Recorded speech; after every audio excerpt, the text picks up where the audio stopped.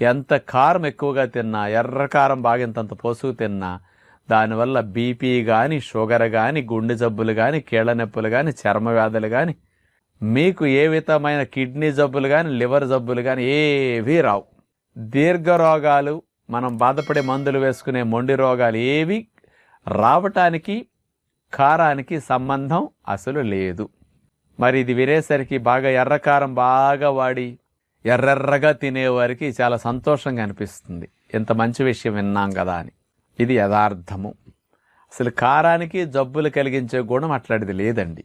ఎర్రకారం ఎక్కువగా వాడటం వల్ల ఇబ్బంది ఏమిటంటే మంటగా ఉంటుంది కదా నోట్లో పెట్టుకునేసరికి. వాళ్ళకి కొన్ని రోజులు తినేసరికి ఆ మంట అలవాటు అయిపోతుంది.